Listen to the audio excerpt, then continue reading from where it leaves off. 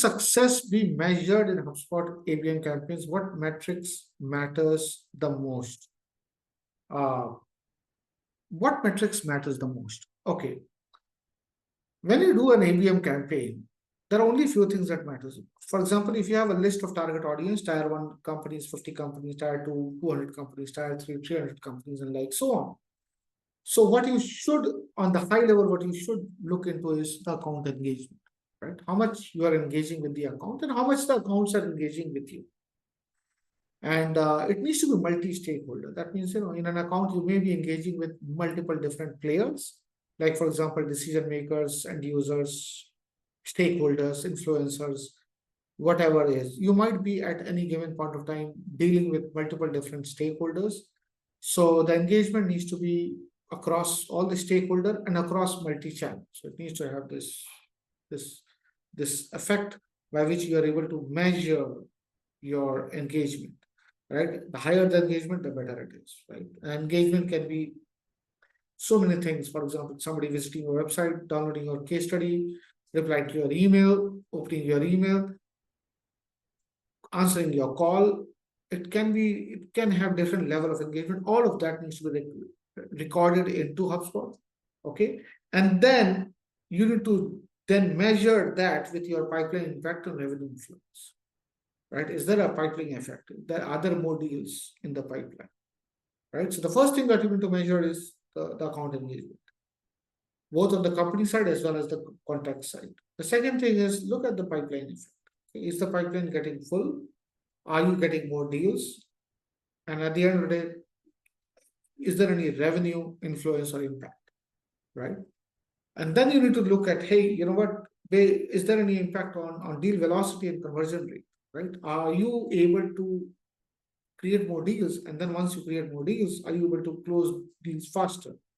Okay, is it in any way affecting your affecting your conversion rate? So before you start the HubSpot ABM or ABM in general, make sure that you have some understanding of these numbers. Okay, as to what is your account engagement, what is the pipeline, how many deals are there, what is the revenue coming up from which segment, what is the deal velocity, how much time does it take for on average for a deal to close. You've got to do that level of audit before you go ahead and do account-based marketing, or else you will not know where you start and where you're going to end and what your progress is going to be, right? So that's super important when it comes to ABM. I'm going to talk a little bit more about certain more features. Some accounts are more important than other accounts, right? So please use as much as possible lead scoring. Okay.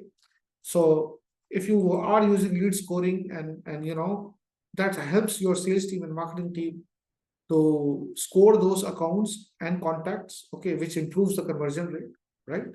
It saves time by your sales team focusing more on more priority account as compared to the less priority accounts. So just ensure that you measure everything before you start the ABM, and then you use all these tool set, and then you also start measuring the impact of the ABM campaign that you're doing, right? So there is another very important tool set, which is Journeys. Okay, this is rather new, but it's a very important tool set. Okay, you can now create personalized customer journeys to send them the right content to the right customer at the right. So now HubSpot has come up with this tool set which is visual in nature. So you can do a lot. For example, this is lead nurturing, right? Correct. So you can create as many paths as you want. For example, the deal is about to close, but somehow it got stuck. So you give them a last chance, right? Or something like that, give them a last chance to, or a discount, or, so that they become engaged again, right? You want to nurture a set of leads, right?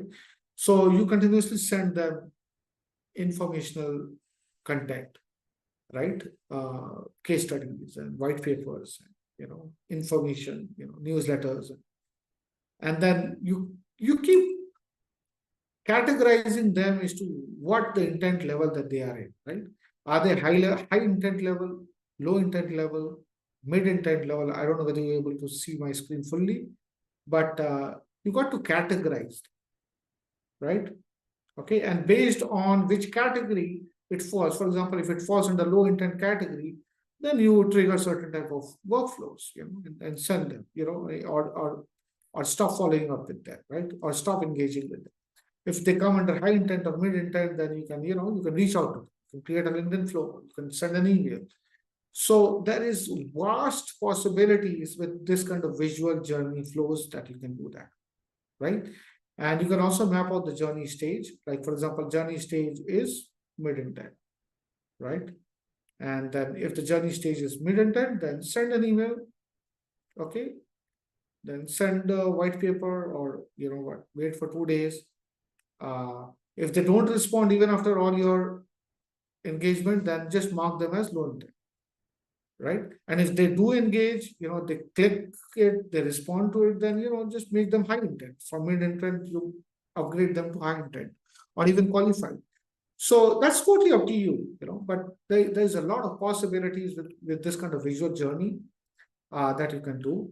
Okay, and the possibilities are just endless, right? So these are very visual workflows. As you can see, there are lead scoring here also happening, right? For every step that they are taking, you can score, you can, give points to that particular lead, or you can reduce points from those leads, and you can even assign, the intent categories or the tile level, right, to this, and possibilities are endless.